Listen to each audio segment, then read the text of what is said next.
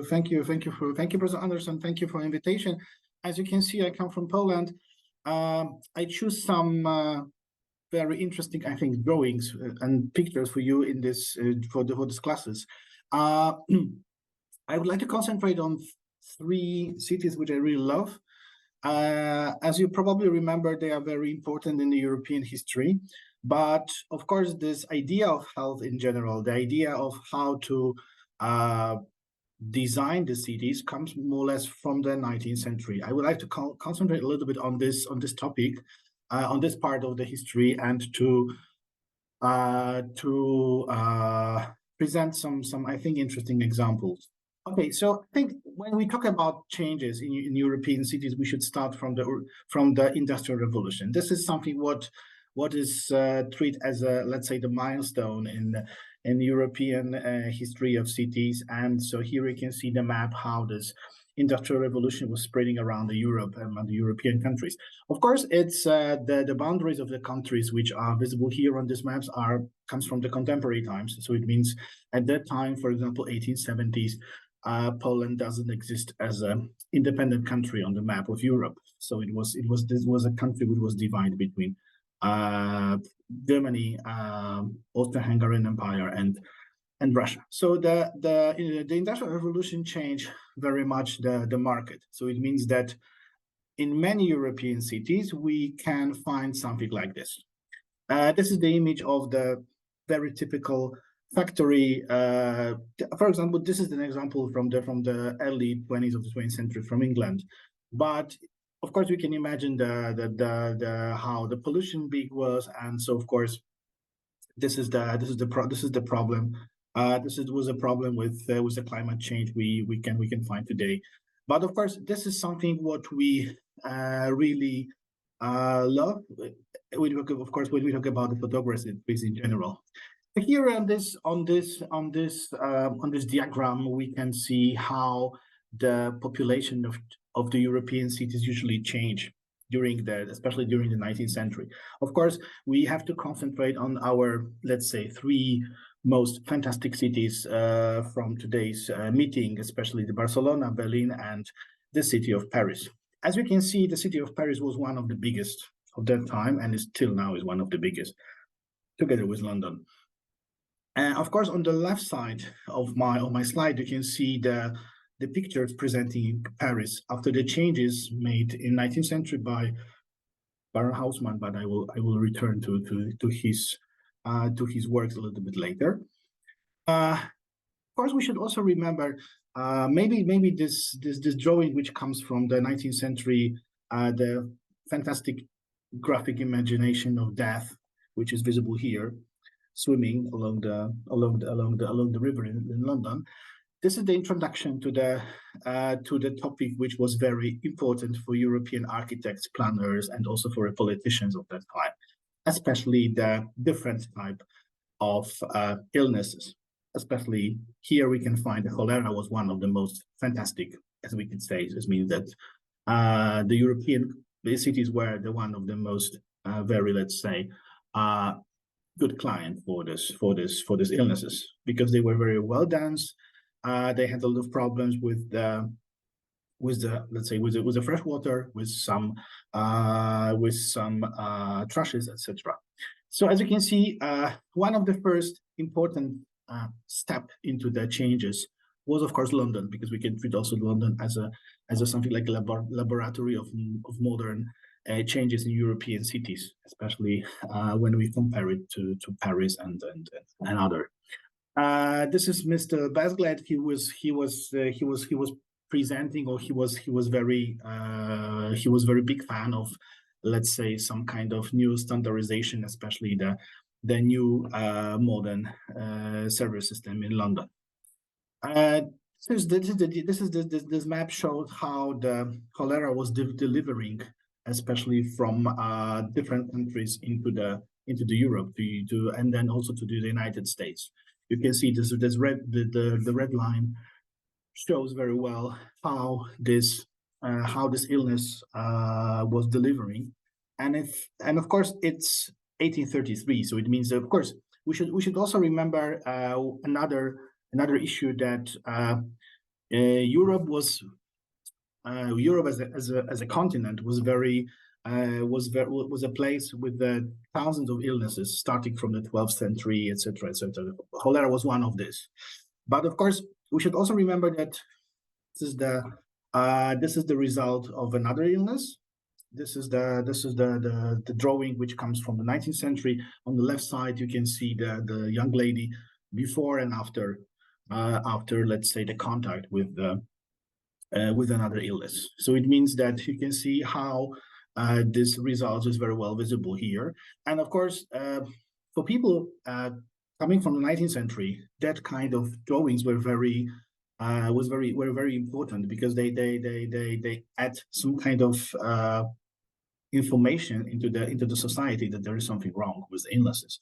And of course, illnesses were very important. Of course, so one of the first public declaration, or one of the first public act dedicated to the health, comes from England, and it is 1848. So it means that we are in the middle of the beginning of an industrial revolution, more or less. But in general, so we can see some movements, some changes in the city structure, which will be transformed later into the real design, in fact. So it means we can talk about we can talk about some kind of, for example, the idea how to deliver the clean drinking water into cities. Of course, some kind of medical way of how to work with people, and what to do with the dirty streets, houses, roads, etc. So here you can see some trashes in front of the houses in London in 19th century. Of course, we can also talk about the healthy programs. It means that the healthy programs we can also try to define by architecture, by planning, by structures, by systems in general.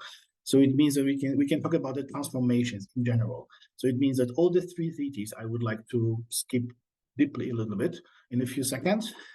If we would like to sum up the idea, we should say radical transformations. Radical transformations, adding these transformations were defined by designing the new parks, the new spaces,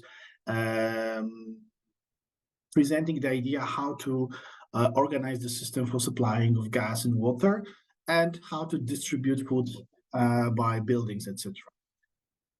This is something which comes from the United States, the mall at the Central Park in 1902, as a part of the system, which was delivering some kind of healthy ideas into the contemporary and very well developed center of the city. Right now, I would like to concentrate on some very quick review what happened in the three amazing European cities. I would like to start with Barcelona, which is one of my favorite cities. I really love it. I visited this city many times, so if you have time during the summer, please visit Europe. It's still in one piece. And this is the guy who was responsible for this. And it's very important for that time in European cities. The most of these guys which were responsible for changes, they were the building engineers. We don't talk about the architects at that time who were responsible for, let's say, such a brilliant and amazing ideas. So here you can see his short curriculum. But this guy, before he started to design the new idea, he started to present his new idea of how, let's say, the healthy city should look like. He published the book, The General Theory of Urbanization, which was published around 1867. And in this book, he was trying to find the way how to build and design the much more healthy cities than it was before. Here we can see some drawings coming from his book, and of course, when you look at the left corner on the top, you can see three small diagrams presenting three cities. One of the cities comes from the United States, the city of Boston. There is also the St. Petersburg, and also there's one city from Brazil. So it means that all of these cities were created by using the very geometrical structure. It means that we have net of streets and squares. So I think it sounds very American, in fact. Yes, when you look at the history of development of the American cities, most of them are very geometrical one, in fact. So it means that when we look at the drawings from this book, we can find some ideas. For example, this is the result of his idea. Very geometrical net, which consists of thousands of streets and squares, and also you can find here a lot of green spaces. When we look here on the middle part, this is the medieval part of the city of Barcelona, and of course here in this contemporary idea he offered, he just divide the city into the very geometrical structure. If we would like to use in the detail, if we would like to skip into the detail, you can see on the right hand side, you can see the detailed plan of the houses, strongly connected with the greenery system, which is very important part of the contemporary city. And of course, at that time, in the middle of 19th century, it was something amazing to think about that kind of connections between the greenery. Of course, we can see the U-shaped buildings, and it was something completely new, something completely different. Why? For delivering the fresh air and for delivering the green structure into the city. So here we can see the history of the blocks, how they change. It means that starting from when you look at the left side of the slide, you can see the basic idea. So it means that he believed that this geometrical structure of the city should be as much open as is possible. So it means that we have to add so many green spaces. We have to add some space for fresh air, for people to have a space for some kind of entertainment, for spending their free time. But before the contemporary times, before the mobile phones and other equipments, the people used to have a lot of free time for meeting their families. Right now, you have to ask your friends if you can visit them. But in 19th century, it was very normal that you visit your friends without any, let's say, special permission, for example. This is how it looks today. So this is one of the streets in Barcelona, full of greenery, and there are a lot of public spaces. So it means that if we would like to define this process of changes, which is very well visible, comparing to the Barcelona cases. So it means that if you would like to design a healthy city, we need the greenery, we need the public spaces, we need let's say the correct size of the streets. So it means that we shouldn't design a very narrow streets, a very dark street. Of course, we can find them, especially in the structure which comes from the beginning of 19th century, or comes from the medieval times, especially in Europe. But of course, when you look at the diagram on the right side, there's a section through the streets proposing by Mr. Serda how the streets should look like. It means that except the greenery, except this let's say very basic form of greenery structure, also the infrastructure which was located under the ground was very important. So it means that what to do with the trashes, what to do with the water which comes from the rain, how can we organize this space more or less in different forms. And of course, when we talk about the healthy cities in general, so of course this is one of the programs. Okay, this is not an advertisement. I just found this, and I would like to present you that. For example, right now we can concentrate on the master degree in urban design for healthy cities. This is one of the programs which is offering in Barcelona for one of the schools. Okay, it's not my school. I just found it as an example. The city of Berlin, it's not so far from the city I live. It's something around 3 hours by car or 3 hours by train. And this is another guy. His name was Mr. Hobrecht. He was a building engineer again. He was the director of Prussian urban planning ministry, and around 1862 he changed completely the city. Of course, he tried to change the city in a little bit in a completely different way that it was in Barcelona, because he believed that some existing structures are important for the history of the city. So it means that if you would like to sum up the idea of these changes offered by Mr. Hobrecht, it was something like adding. So we are just adding some new parts into the existing structure without, maybe not without thinking, but the idea how to connect these elements was very important. But the idea how to present the contemporary planning system without destroying the past. The past was treated as a starting point, more or less. Okay, because when I talk with my wife, and I'm not very good in colors, because as you know, the boys and girls can recognize the same colors in a different way. For example, for me, it is orange, but probably my wife could say that it's a completely different color. Because let's agree that from my point of view, this is orange. The orange color shows the extension of the city. The extension of the city of Berlin. So it means you can find a lot of new streets, a lot of parks, a lot of new ideas how the city should be developed in different ways. Here you can see some kind of zooming. So it means that completely different than in Barcelona. This healthy city was connected with the existing city, with the historical existing city, by new roads. But of course, something what was proposed or presented as a new was, for example, much wider. When we talk about the streets, yes, the streets were much wider, designed as a much wider and much more open and much more free for the communication and some other things. Also, because the Germans were very precise in their idea how the contemporary city should look like. They also believe that the building system, the building regulations are very important. So it means here you can see how they believe the new houses should look like, how the correlation between the sizes, between the heights of the buildings should be organized or transformed into the new forms.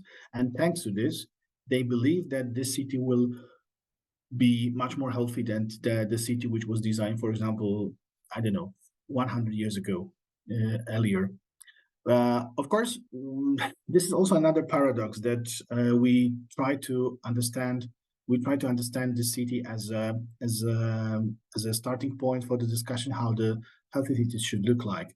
But especially when we compare this 19th city development with the offer of architects, which comes from the beginning of 20th century or from the modern period. So these 19th century houses were a little bit too dark. They were very well dense, and the quality of living was not very good if you were poor people.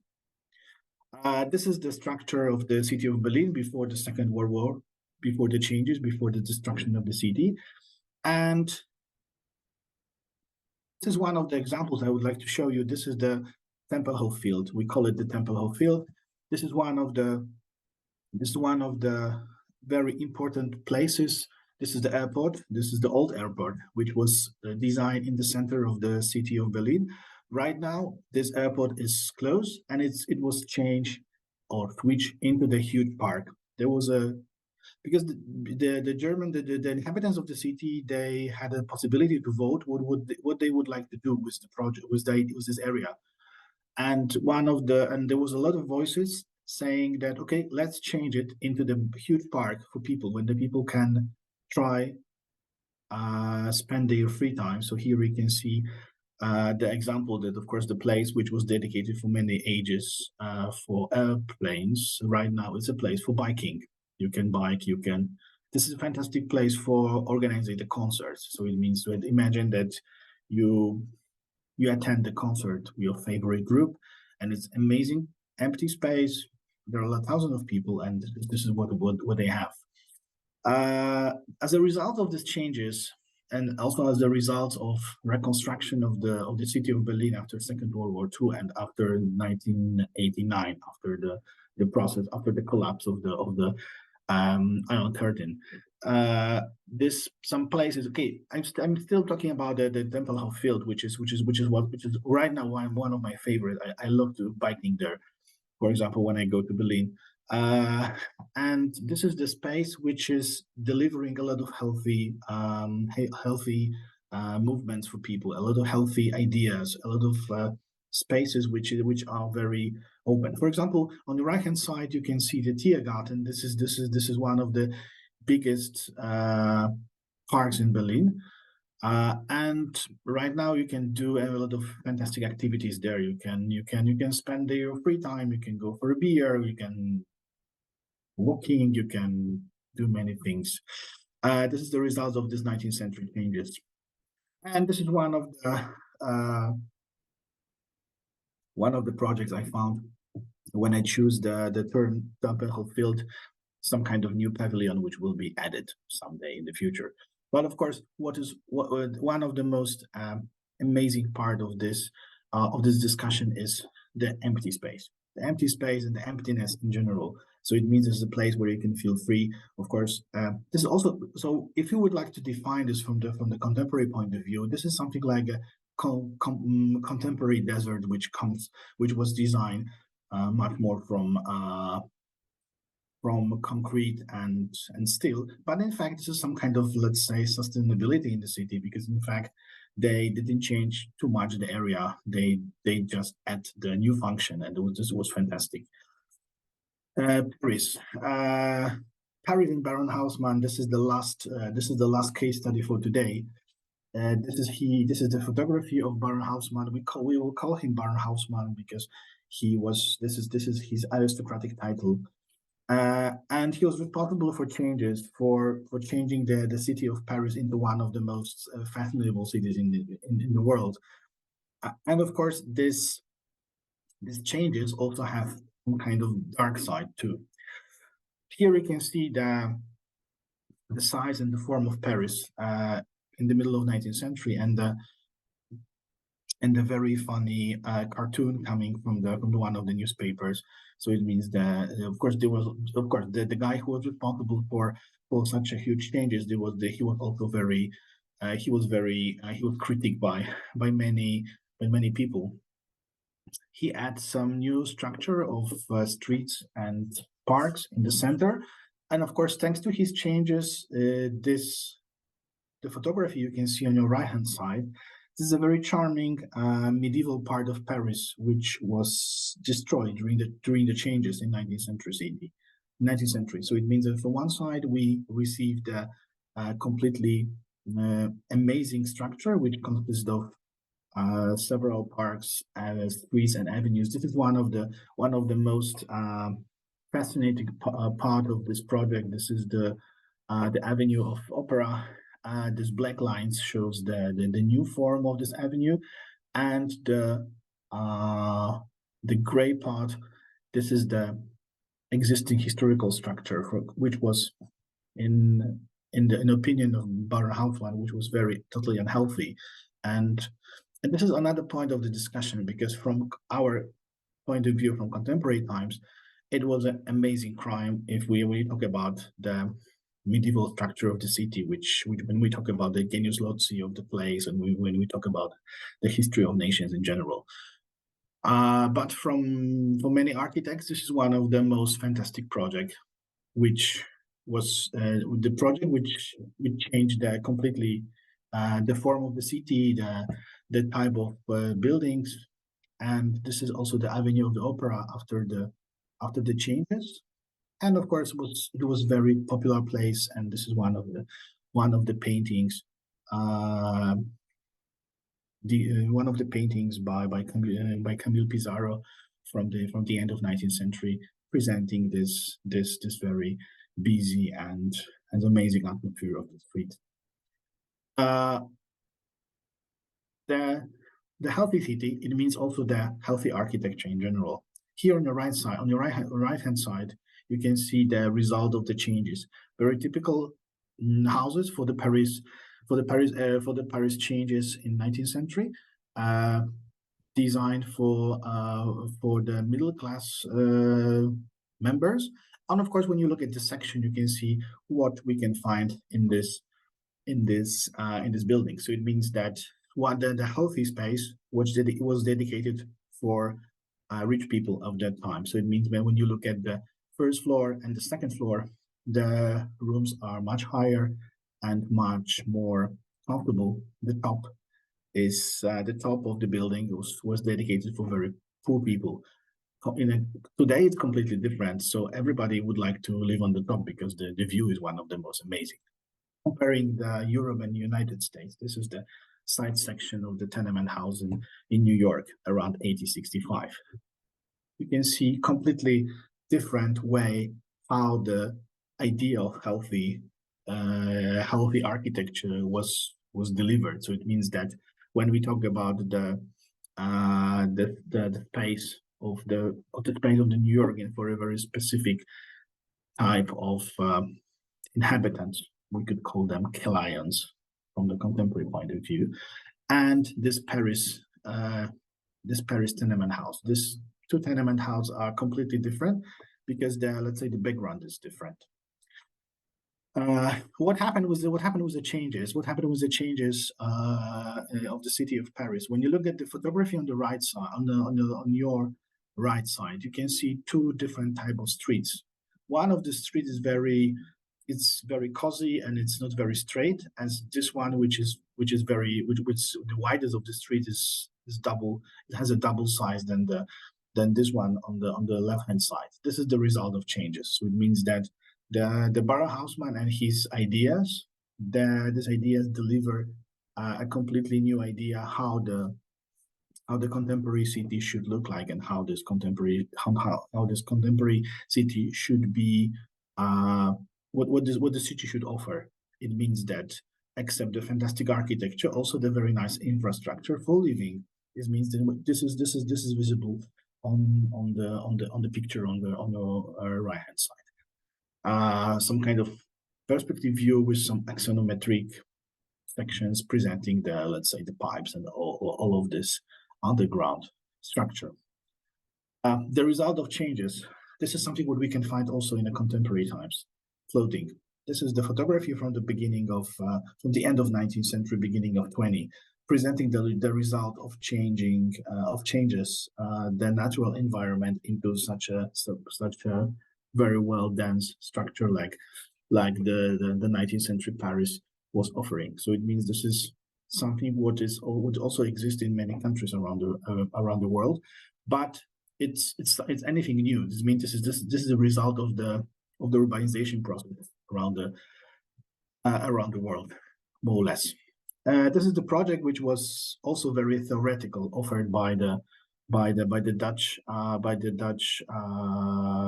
architects. So it means that he were offering what to do with the 19th century city to be much more sustainable, to be much more healthy. So it means they were offering a very crazy idea. It means that add so many solar panels at the top of the buildings, and they believe that the form of the city will change. This is the project which this is the one of the main avenues in Paris, and on the top of this photography we can see the result of the changes of the city of Paris coming from the 70s and 80s of the 20th century. So it means this is La Défense district. This is the financial heart of the city of Paris. Some models from the 60s presenting how the French architects believe the contemporary city should look like, the healthy city, another different type of the healthy city, in fact. But when we look at the structure, this is definitely fantastic architecture. This is another let's say form of art designed by Mr. Sprechersen, and it was a part of the competition. But in fact, during the day, this district is very busy, but during the night it's empty. because it's just for this area is just it was designed only for financial proposals. And I really love this photography, which is visible on the right side. On your left hand side, you can see another project by Oma from the Dutch architectural studio. So it means that we try to define such amazing space, which will be treat as another amazing milestone in the development of the city, in fact. But when you look at the right side photography, you can see that the background of this amazing fantastic architecture, in fact, consists of single-family houses, trees. This is something what we need for the contemporary life, for the everyday life, in fact. And this is also the paradox of contemporary planning, that sometimes we totally forgot about that the most of the peoples are our clients, and so we have to design for our clients, not for our glory. Yes, as a very huge architectural office, and the members of this architectural office believe that they design for their glory, but it's not true, in fact. So it means what the healthy city means. It means that let's say, to sum up this lecture, as you can see, there are different type of changes in the many European cities. But of course, in general, the idea is that we have to, in fact, design for our clients, for people, because they should live in the cities, they should be happy living in the cities, and and of course they should feel healthy in the cities, in fact, in general. Thank you very much for your attention. Could you go over again, like, the functionality of the widening of the streets? Was that like to add more light into buildings? Was that like for the new pipe work? Like, I'm curious if you could go over that again, because I don't think I noted kind of like if it was mostly functional or just for design. Okay, because when we talk about the 19th century development, we talk about especially the multi-family houses. In fact, this is 19th century city. This is the city which was designed for people who don't need to spend their free time outside. Yes, especially when we look at the European planning. Probably you remember the term garden city. Yes, do you know this? Yeah, it's a garden city. It means that the houses and green. This term was born in United Kingdom in the end of 19th century. But of course, when the changes I show you today. So it's the changes for people who would like to live in the city, in the center of the cities. And of course, this is also the result of industrial revolution. It means that imagine that you were born in a city which consists only from multi-family houses, and you don't know anything, and you haven't seen any other places, and you became an architect after a few years. It means that you have to design in the same way, because nobody tells you that some other functions or some other type of architecture are necessary. Because okay, you know how to design the church, you can know how to design the university, you know how to design the multifamily houses, and how to, let's say, define the functions. That, for example, the ground floor is dedicated only for shops, or for different type of public services in general. The first floor and the second floor is dedicated for people who can pay for this. It means that it's also probably very popular type of the houses also in New York, this one which comes from the 19th century. It means that if you are a rich person, it means you need to have a first and second floor house, flat, with a very high ceiling, with the fantastic windows. But if you don't have enough money, you have to live on the top.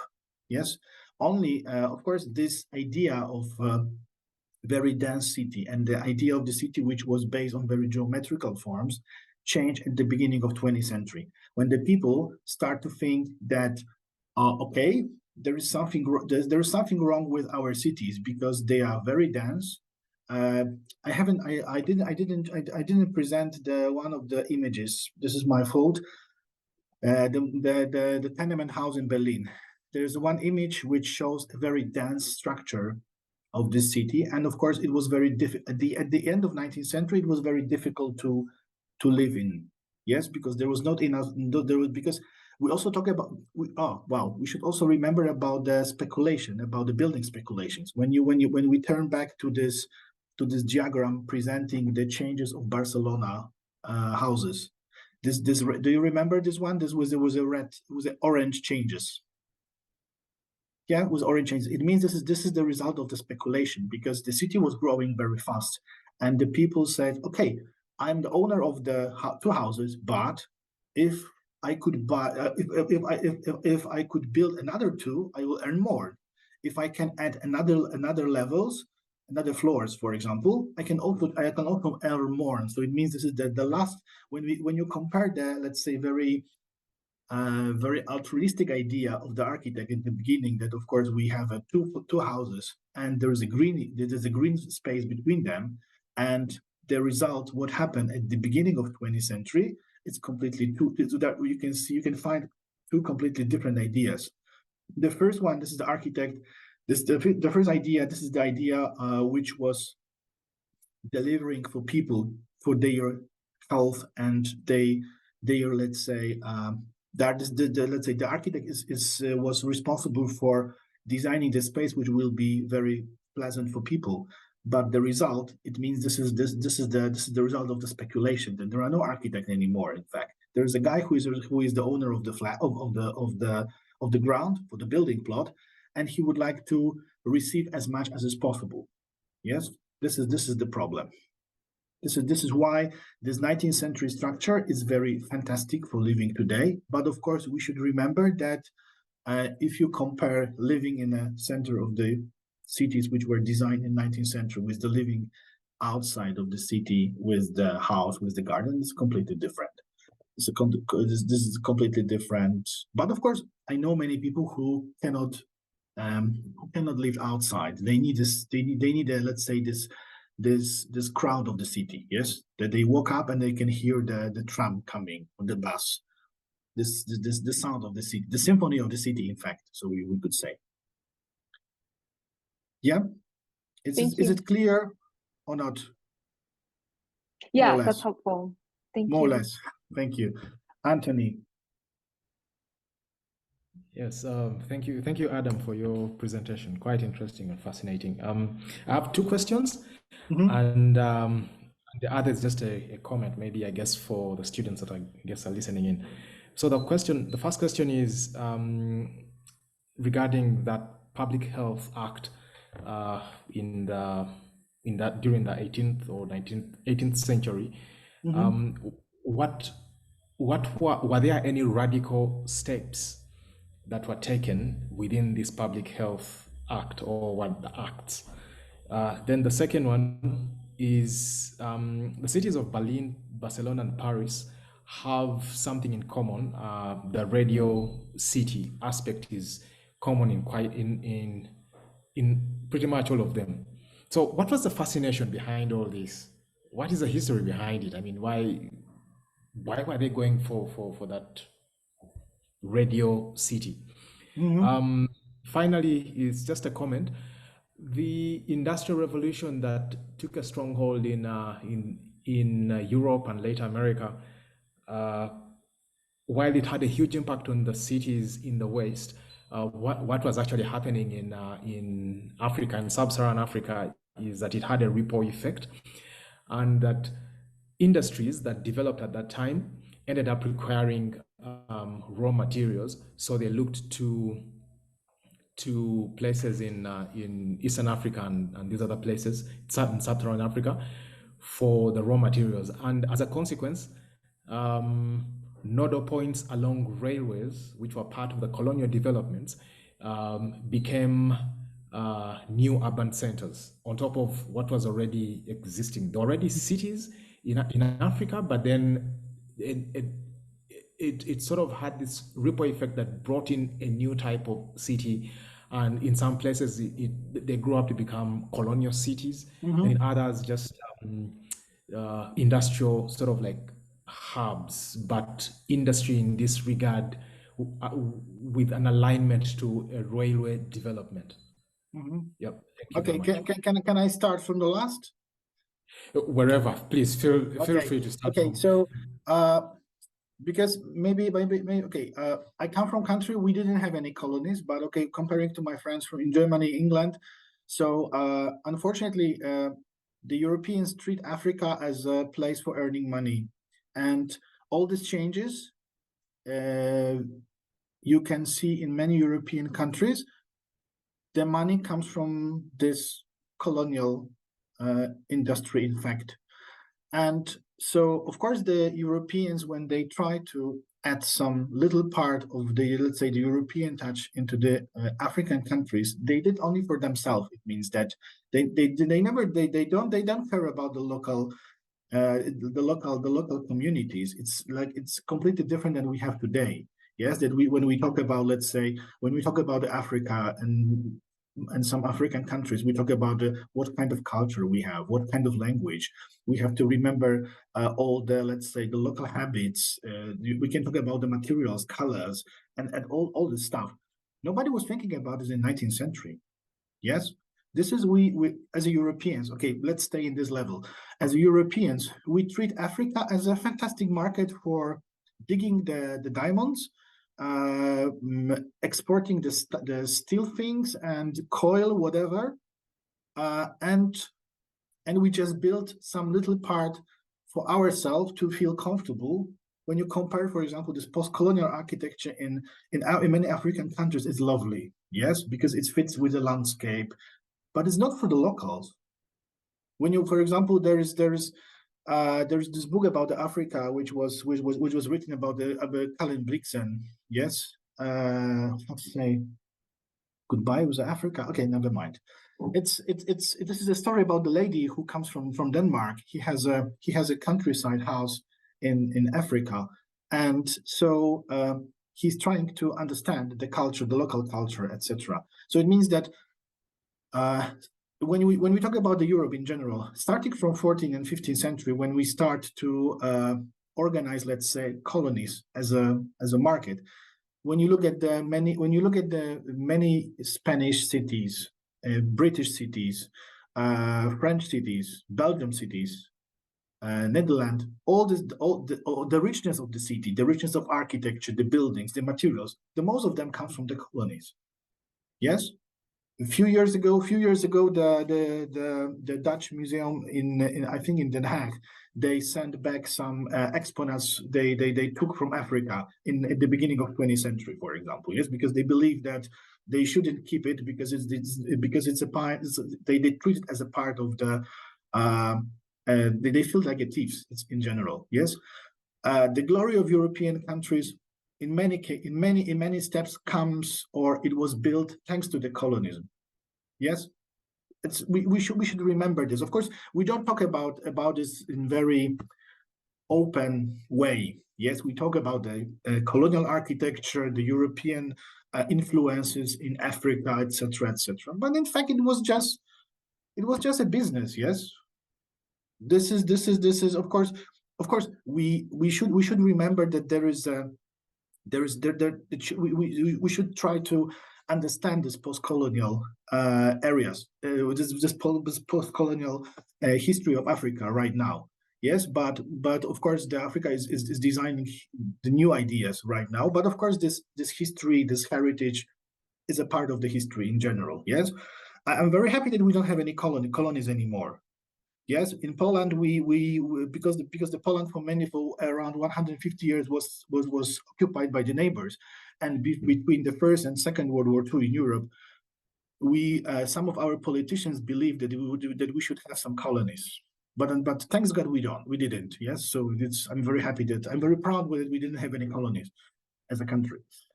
Okay, so when we talk about this act in England, so this act in England, it was a first step for some kind of changes in the British cities, especially when we talk about infrastructure. Yes, because probably you remember the socialist movement in Europe when we talk about the Karl Marx and Engels.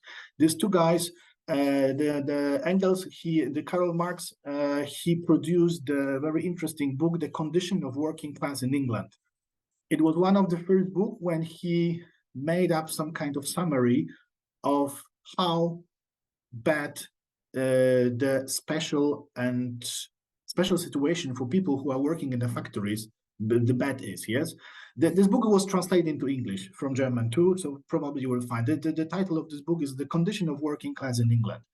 And it was one of the first steps into the idea how change the cities, because imagine that you are the owner of the ground. Somebody is offering you to build a factory and you have to employ as many people as you can. You don't care about their health, but the most important thing is how hard they can work, yes, and how much money you can earn, yes. This is kind of level. So it means that the structure, it's another, let's say this is some kind of summary of the history of European cities, starting from the medieval times through the Renaissance and Baroque.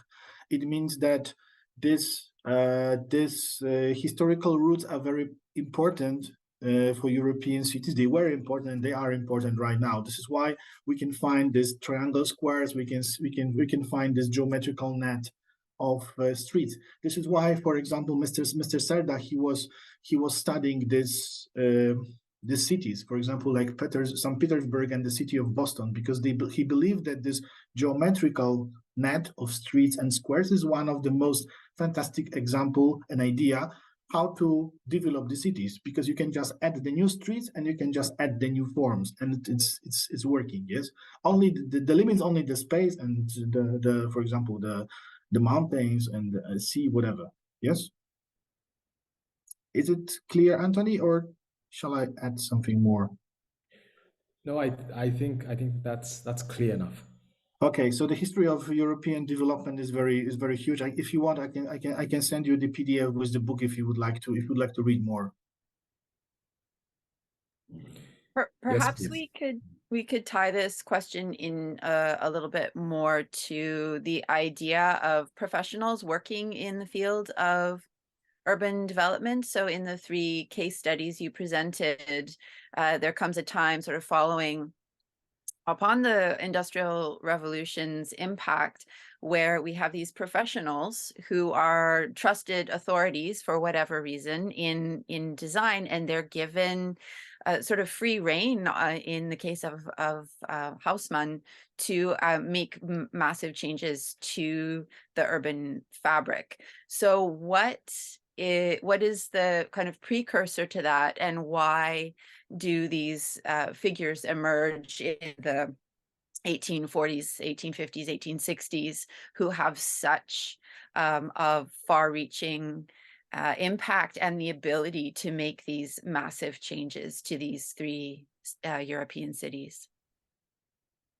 So I think the one of the most important was the idea that changes are needed. It means that in these 3 European cities, because we should also remember that when we talk about the changes, the idea, we should also remember that we have a different type of changes. For example, in Paris, the changes were made by the king, by the Napoleon as a this is another step of the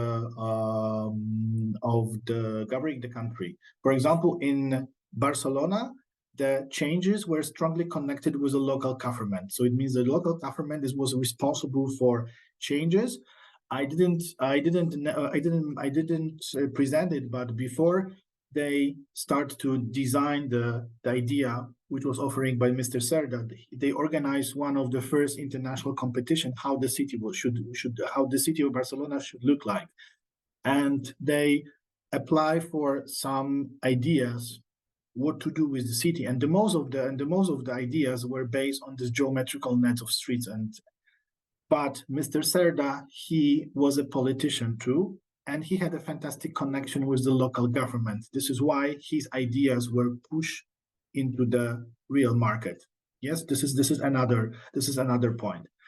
In Berlin, the idea of changes was connected with the public administration. The public administration and the idea that the changes are needed, and after because I'm also mentioned that the person who was responsible for Mr. Hobrecht, he visited Paris, and he was totally against this mass destruction which was offering in Paris. That of course they destroyed the historical districts.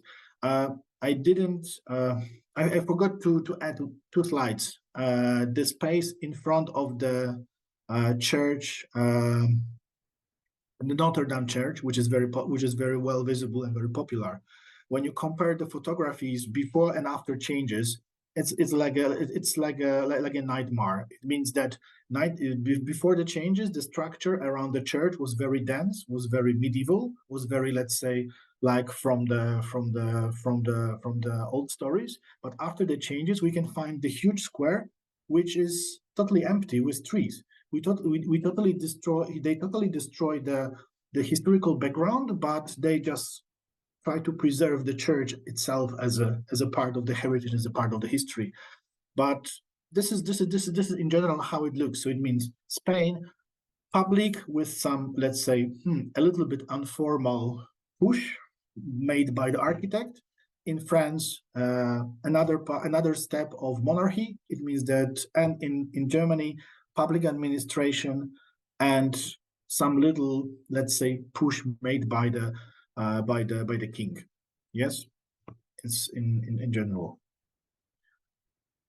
Thank you so much for your interesting presentation and your discussion afterwards.